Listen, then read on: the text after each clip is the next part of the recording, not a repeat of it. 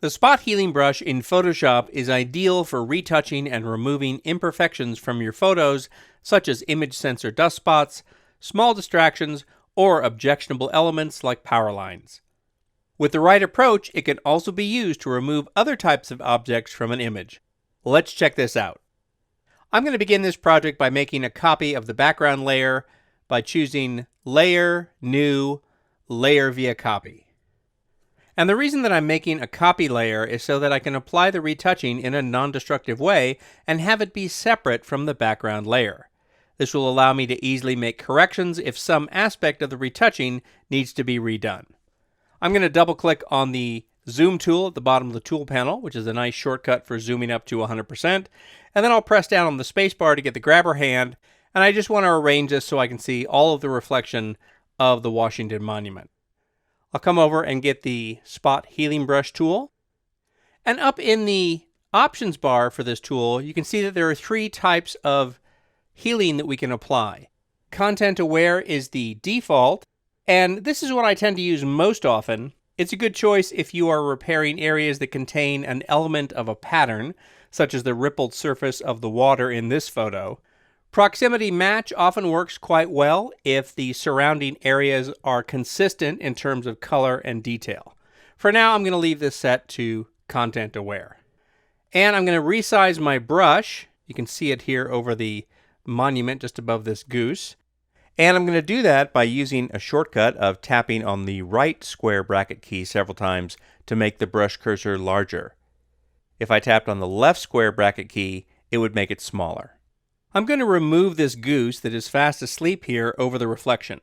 I don't need to define any area as a sample point to copy detail from like you do with some Photoshop retouching tools.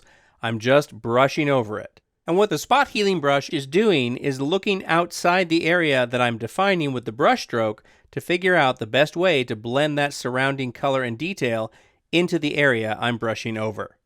And it has done a pretty good job. I'm just going to go over a couple of these areas again, just to smooth out any little imperfections that are drawing attention to themselves. There we go. That's looking good.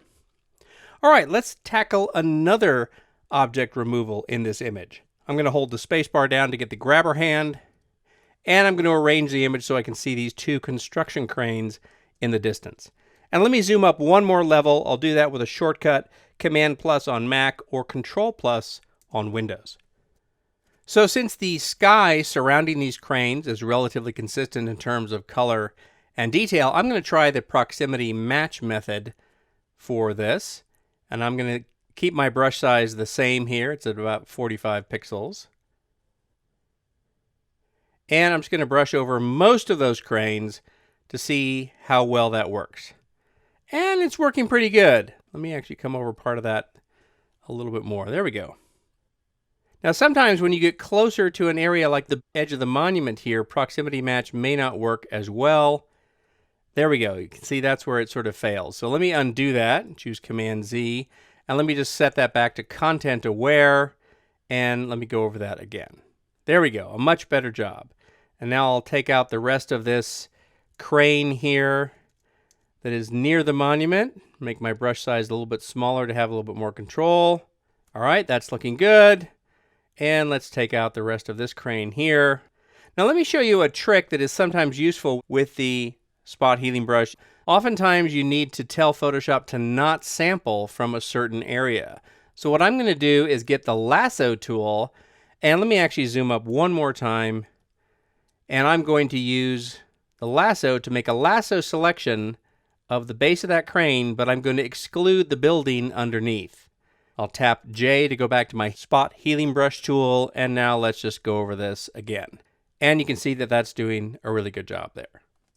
Choose Command 0 or Control 0 on Windows to go back and fit the entire image on screen. And I'll just turn the top layer off and on a few times by clicking on its eye icon to evaluate how effective that retouching is. And I think it's actually working pretty well. There are several retouching tools in Photoshop that can be used to remove objects from an image. As we saw in this tutorial, for removing small or simple elements, the spot healing brush is very easy to use, and it does an excellent job.